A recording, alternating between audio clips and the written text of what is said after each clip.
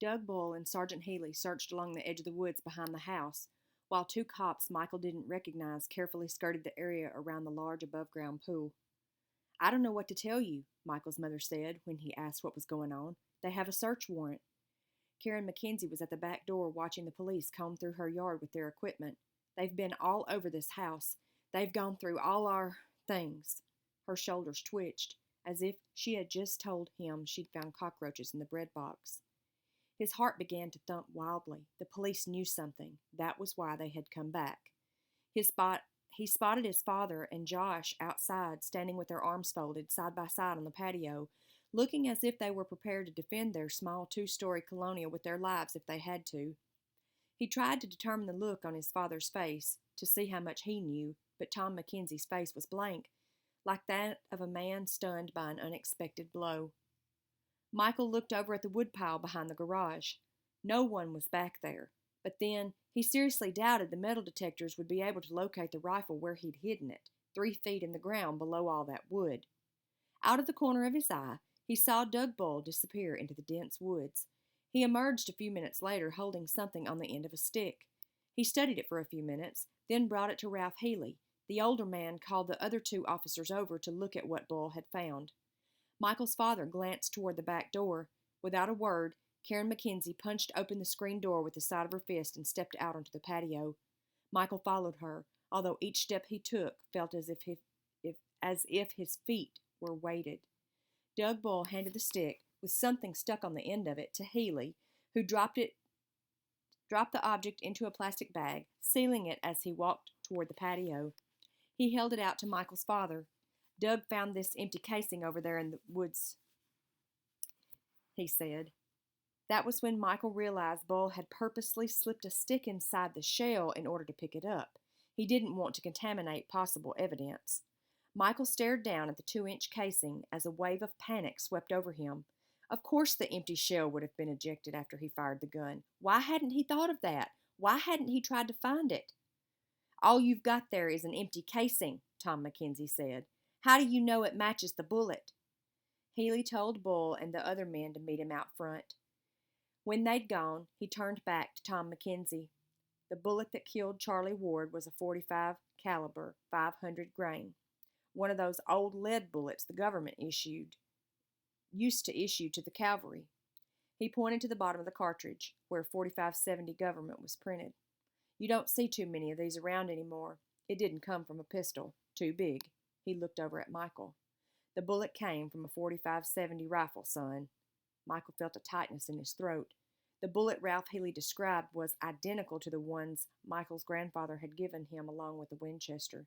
At the time, his grandfather had explained that he'd had the bullets for years, but that they were still good. He'd given Michael several rounds. Are you saying Mike fired that shot? Karen McKenzie asked, grabbing her husband's arm for support. Healy stuffed the bag with the casing into his pocket, then pulled out a pack of Marlboros. He looked apologetic as he lit a cigarette. Sorry, I haven't been able to kick the habit yet. He took a long draw on the cigarette. I'm not saying Mike shot it, he told Karen McKenzie. I'm just saying it looks like it came from his rifle. Tom Mackenzie's face had turned a deep red. Michael could see he was furious but working hard to control it. That rifle was locked in my gun cabinet in the basement, he sputtered. I put it there myself. He spun around and was almost nose to nose with Michael. Do you know anything about this? Michael ran his tongue back and forth along his lower lip. Well, I did take it out for a few minutes to show a couple of my friends. This part was true. What he didn't bother to mention was that he and Joe had taken the gun back into the woods, nor did he mention that he had left it propped next to the garage door later while he was with Amy. But I put it back. Did you lock the cabinet? His father narrowed his eyes. Michael puffed up his cheeks, pretending to remember. Sure, at least I think I did. You think you did? Michael could tell by the way his father was clenching his jaw that he was only seconds away from exploding. Dad, I'm sorry, I can't remember. He tried to swallow, but his mouth was too dry. I didn't shoot that rifle, if that's what you're thinking. Tom Mackenzie's red face paled to a neutral pink. Michael had managed to defuse him for the moment. Well then, who did? His mother asked. Michael forced himself to look at his mother. The fear in her face was terrible to see. Anybody could have fired it, his father told Ralph Healy. There were over 40 people here that day. Sergeant Healy looked at Michael, then turned to Michael's father. 40 people? It was Mike's birthday, Tom Mackenzie told him. We threw him a big party. The rifle was one of his gifts. So you're saying maybe somebody decided to try it out when no one was looking? Why not? Kids do crazy things these days. But even as his father said this, Michael could see the desperation on his face. He was grasping at straws. Ralph Healy took a drag of his cigarette, then squinted through the smoke. You were here the whole time? Michael's parents nodded in unison. And you didn't hear a rifle shot? It was the 4th of July, Michael reminded him, working hard to steady his voice. People were setting off firecrackers and cherry bombs all over the neighborhood. Nobody would have known the difference. Michael's father sat down on the lounge chair. Do you have any idea who might have done something like this? He asked Michael. I mean, which of your friends could have sneaked off to the woods back there and fired the rifle? Michael shook his head. Sorry, he said.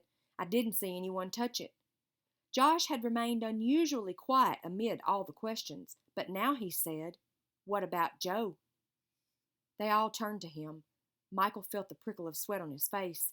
He knew where this was going. What about him? His father asked. Why did he suddenly want to borrow Mike's rifle? Josh looked incredibly pleased with himself. A thin, crooked smile spread across his face. Then, when Mike wants it back, Joe tells him it was stolen. If you ask me, we're not asking you, Michael interjected angrily. You're talking about a friend of mine. But it was too late. Ralph Healy tossed the half-smoked cigarette on the ground and crushed it beneath his shoe. Michael could see he was giving Josh's idea serious thought, although he didn't say anything.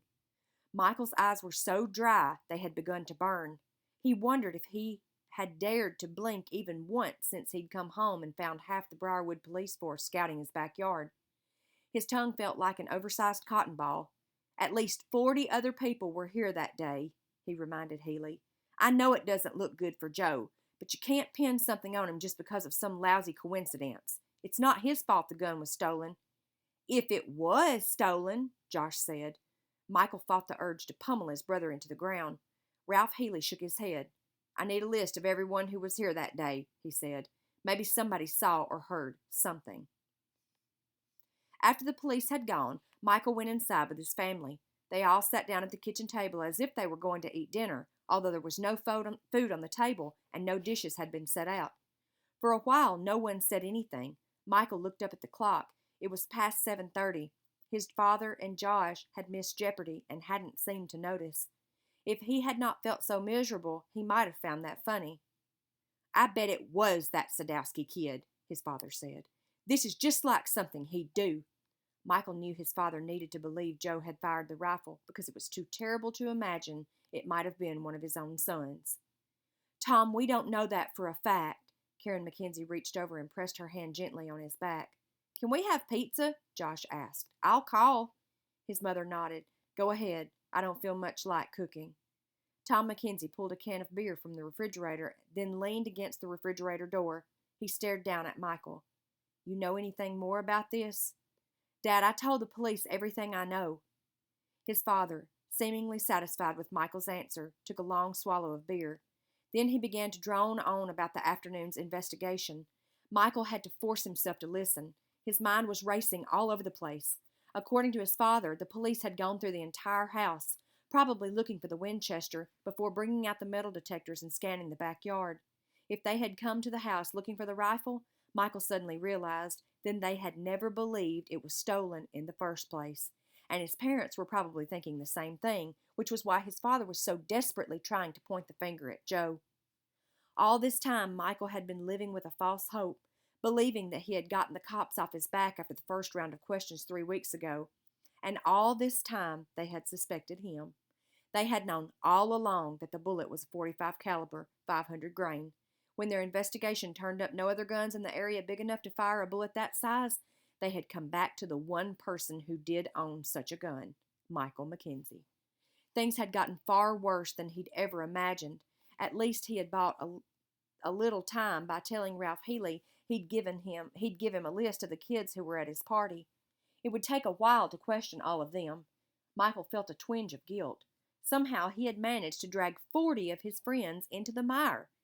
But that wasn't what was making him feel sick.